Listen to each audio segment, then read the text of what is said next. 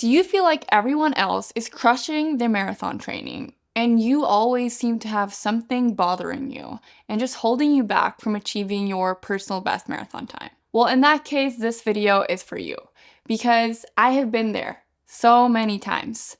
I am a 2:46 marathoner, but most importantly, I didn't grow up running. I grew up hating running, and I went from zero running to running 6 days per week, running that sub 3 hour marathon, and then I had 6 bone stress injuries, and I just went through a really hard time for 4 years. And I started this YouTube channel to share all my learnings so that hopefully you don't have to go through some of the mistakes that I went through. In this video, we are going to talk about how you are actually holding yourself back, managing intensity, and how patience is your biggest struggle.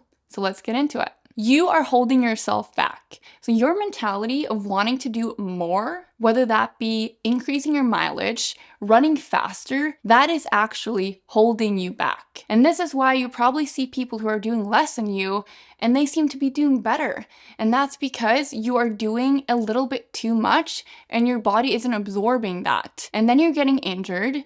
And we all know that when we get injured, then we don't have that consistency that we need that will compound and eventually lead to long-term sustainable success. And if you don't believe me, I urge you to look at your personality and see how it unfolds in other areas of your life. So this is something that I did. I looked at my school, I looked at my career, and I saw that, wow, I'm someone who is like constantly working and trying to be really good in every area of my life. And that helped me realize how this quality was actually leading to me doing too much in running. And the reason why I talk about this is that in order for you to make change, you need to understand where things are going wrong. And that leads us to the second important point I want to talk about, and that is managing intensity. So typically when my athletes come to me for the first time, they are doing so many of the same workouts or runs. And they typically think that they're not because they are doing easy runs and they're doing hard runs. However, that's not enough variety. You want to have much more variety within your easy runs and within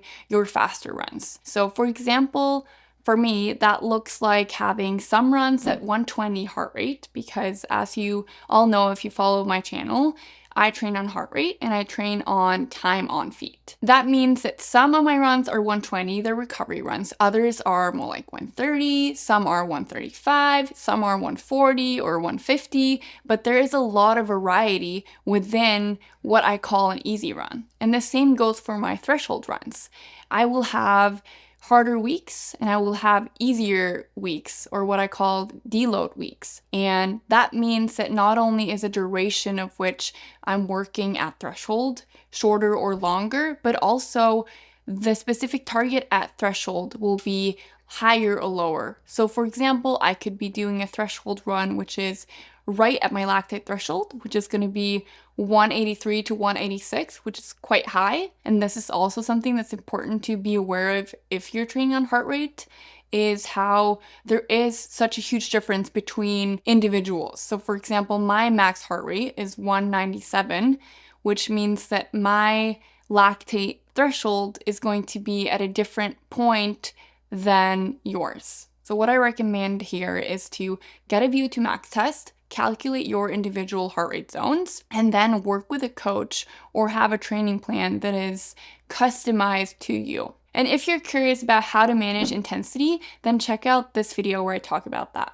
Patience is your struggle. So who has heard of the marshmallow experiment conducted in the 1960s, where kids were given a treat and were told that they could either have one treat now or they could wait and then they would get 2 treats. I remember I heard about this in school, and what that experiment found is that the kids who waited for longer and received 2 treats, they ended up being more successful later on in life. And I think that this experiment is just a really good reminder of how important it is to be patient, because the same is true for running. It is so easy that we want that result immediately. So for example, say you have a goal of running a sub 4-hour marathon, and then you think, I need to hit X paces to achieve that goal. I need to run X distance to achieve that goal. And what happens is that because that goal is probably a little bit too ambitious,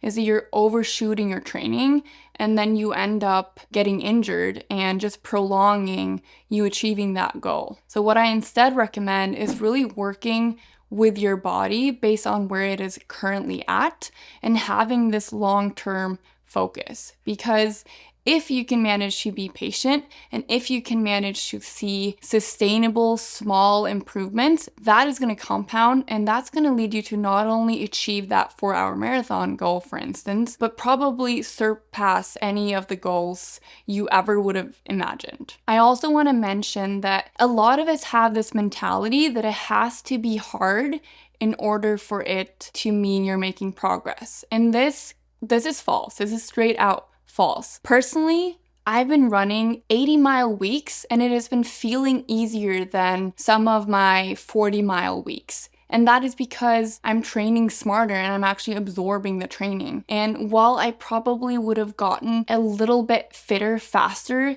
if I took this more aggressive, harder method, what I saw with my 6 bone stress injuries is that that isn't sustainable. So not only is that process of pushing yourself through those workouts not enjoyable, and it sucks the fun out of what you're doing, and to be honest, marathon training and everything you do in life should be fun, but it's also not leading to success. And that is why this is something that I am so passionate about, and I really urge you to believe me when I say that it doesn't need to be hard for you to make progress. I created a comeback series where I talk about everything that I'm doing to run my strongest and fastest, so check out that series here.